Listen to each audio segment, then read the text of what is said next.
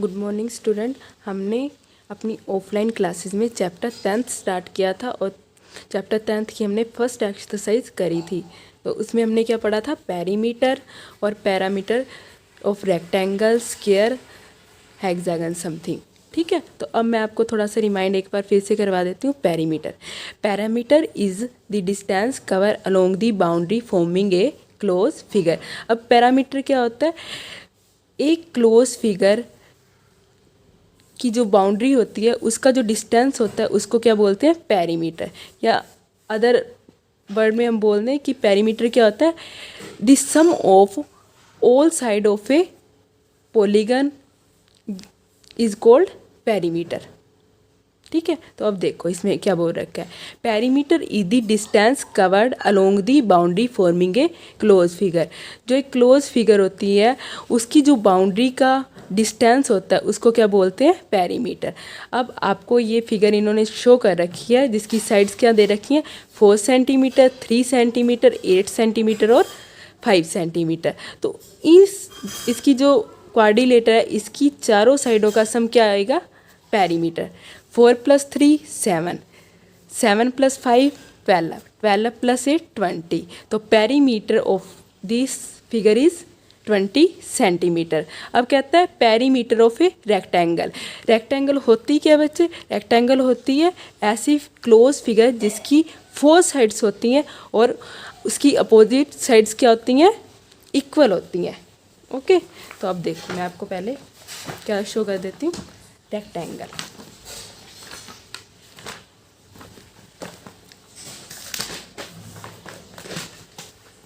Rectangle देखो,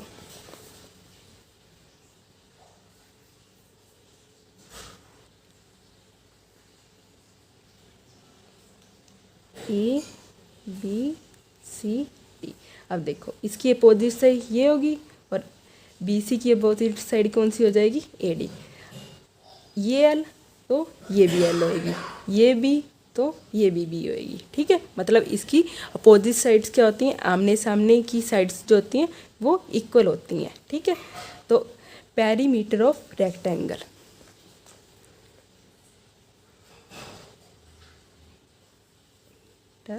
of a rectangle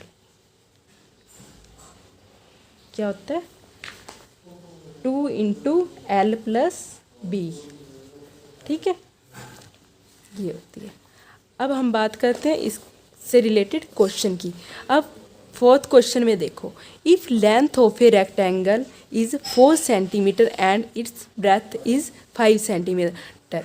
अब क्या कहता है, एक रेक्टेंगल है जिसकी लेंथ क्या है, 4 सेंटीमीटर और ब्रेथ क्या है, 5 सेंटीमीटर।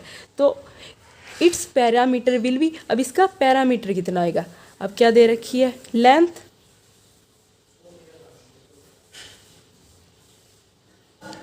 ऑफ रेक्टेंगल कितनी दे रखी है, 4 सेंटीमीटर। ब्रेथ कितनी दे रखी है, 5 सेंटीमीटर। दैट्स मीन अगर ये 4 होएगी ये भी 4 होएगी, अगर ये 5 होएगी तो ये भी 5 होएगी। ठीक है, तो अब हम इसका पेरीमीटर निकालते हैं। पेरीमीटर ऑफ अ रेक्टेंगल क्या होता है, 2 × L + B। 2 L कितनी दे रखी है, 4, ब्रेथ 5, 2 × 4 + 5 9, कितना आ गया, 18 सेंटीमीटर। ओके, नाउ अब देखो question 5th, the cost of fencing a field of dimension 20 metre by 40 metre at the rate of ₹10 per metre is. अब कहता है हमें कॉस्ट निकालनी है किसकी, एक रेक्टेंगुलर फील्ड है जिसकी क्या डिमेंशन 20 मीटर और 40 मीटर। तो अब देखो ये किसकी दे रखी है, रेक्टेंगुलर फील्ड की। ठीक है, तो अब हम इसकी क्या निकाल लेते हैं, पहले पेरीमीटर। ठीक है, अब देखो length of a rectangular field कितनी दे रखी है, 20 मीटर और ब्रेड्थ कितनी दे रखी है, 40 मीटर। अब क्या निकालेंगे हम, पहले पेरीमीटर।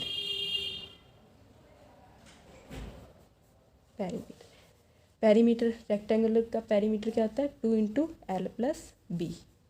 अब 2 एज इट इज, एल कितना है 20 और ब्रेड्थ कितनी दे रखी है 40। 2 इंटू 20 प्लस 40 कितना हो गया 60, कितना आ गया 120 मीटर। अब हमने इस पे क्या निकालनी है, कॉस्ट निकालनी है, मतलब जो इस पे इसकी लेंथ है, टोटल लेंथ है, उस पर कितनी कॉस्ट लगेगी। ठीक है, अब हमें 1 मीटर पे कॉस्ट कितनी लगती है 10 rupees. The cost of fencing on 1 metre कितनी लगती है 10 रुपीज़। ठीक है, तो हमारी कितनी है 120, तो कितनी हो जाएगी the cost of fencing on 120 metre कितनी आ गई 10 इंटू 120, दैट्स मीन 1200 रुपीज़। ठीक है, ये क्या आ गया हमारा कॉस्ट आ गई। ठीक है, अब इसी से रिलेटेड हम रेक्टेंगुलर के बेस पे हम क्या कहते हैं क्वेश्चन करते हैं। एमसीक्यू का क्वेश्चन नंबर देखो सेकंड, कहता है what is the perimeter of a rectangular field, जिसकी लेंथ क्या दे रखी है, if its length and breadth are 20.5 metre and 15.5 metre respectively. अब क्या कहता है पेरीमीटर निकालना है रेक्टेंगुलर फील्ड का, जिसकी लेंथ क्या है, लेंथ ऑफ रेक्टेंगुलर फील्ड कितनी दे रखी है 20.5 मीटर, ब्रेथ 15.5 मीटर। अब क्या निकालते हैं पेरीमीटर। पेरीमीटर का फॉर्मूला क्या होता है 2 into L plus B. 2 length कितनी है 20.5 और ब्रेथ 15.5। 20.5 प्लस 15.5 कितना हो गया 36, कितना आ जाएगा 72 मीटर। है, तो आज के लिए आप लोगों के लिए इतना सफिशेंट है, आप ये ट्राई करेंगे। Thank you.